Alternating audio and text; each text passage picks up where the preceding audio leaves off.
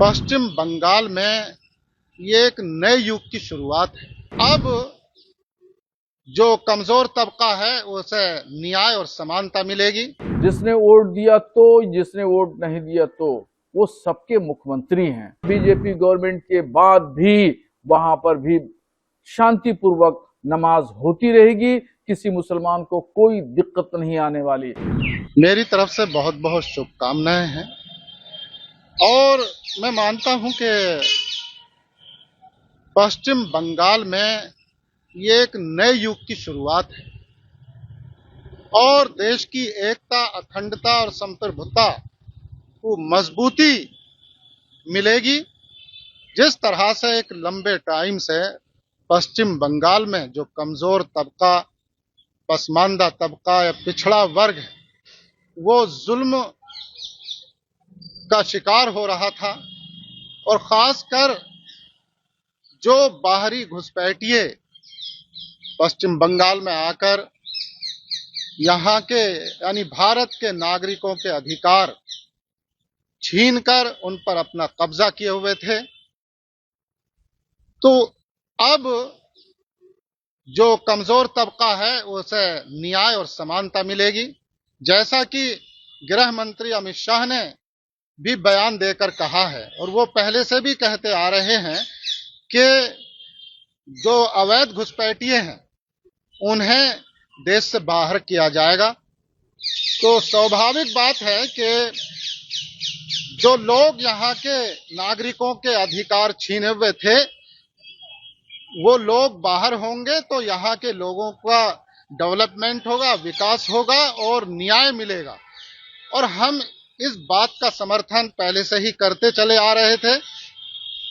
अल्लाह ने ये दुआ कबूल की कि आज वहाँ जो सरकार बनने जा रही है वो लोकतंत्र को मजबूती देगी और देश की एकता, अखंडता और संप्रभुता को मजबूती देगी और समाज के कमजोर और पसमानदा और पिछड़े वर्ग को न्याय दिला करके उन्हें समानता की धारा में लाकर खड़ा करने का काम करेगी।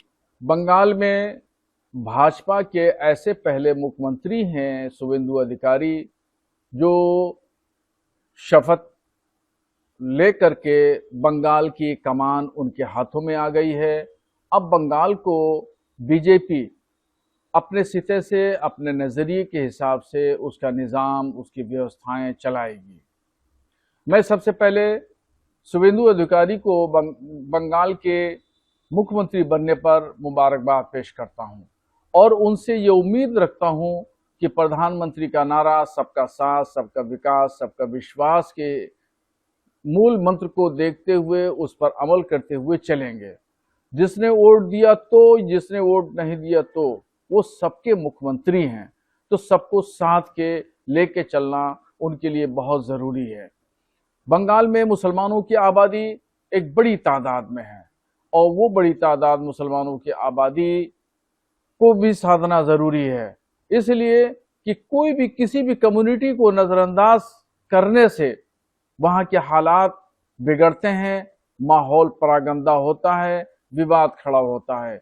इसलिए कामयाब शख्स वो है जो तमाम कम्युनिटियों को लेकर के साथ में चले और वो फिर वो चलता चला जाए। बंगाल की स्थिति ये है कि जो पार्टी आती है वो एक लंबे समय तक राज करते हुए जाती है। अब रही गई बात पड़ोसी मुल्क बांग्लादेश की, तो बांग्लादेश में कुछ कट्टरपंथी विचारधारा वाले संगठन जैसे जमात के लोगों ने ये ऐलान करना शुरू कर दिया है कि भगवा झंडा जो है वो हमारे करीब आ गया है। कुछ कट्टरपंथी संगठनों के लोगों ने यहां तक कहा कि 17 करोड़ मुसलमान बांग्लादेश के वो बंगाल में मुसलमानों के साथ अत्याचार के लिए घुसने के लिए तैयार हैं। कुछ कट्टरपंथी विचारधारा जैसे नेताओं ने ये कहा कि ममता बनर्जी ऐलान करें एक अलग देश बनाने का। तो ये तमाम चीजें जो बातें हैं, ये इस तरह की बातें, ये भड़काने वाले, उकसाने वाले और मुश्तिल करने वाली बातें हैं। मैं उनको चैलेंज करता हूं कि भारत का मुसलमान, बिलखुसूस बंगाल का मुसलमान उनके किसी भी बहकावे में आने वाला नहीं है।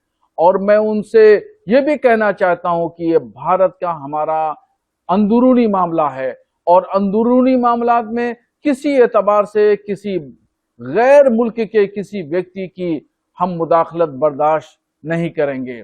रही गई बात जुमे की, तो जुमा की नमाज शांतिपूर्वक पूरे भारत में होती है, बंगाल में होती है। इंशाअल्लाह बीजेपी गवर्नमेंट के बाद भी वहां पर भी शांतिपूर्वक नमाज होती रहेगी, किसी मुसलमान को कोई दिक्कत नहीं आने वाली। इसलिए कि भारत के संविधान ने सबको मजहबी आजादी दी है और सब लोग भारत के संविधान के मातहत चलते हैं, रहते हैं।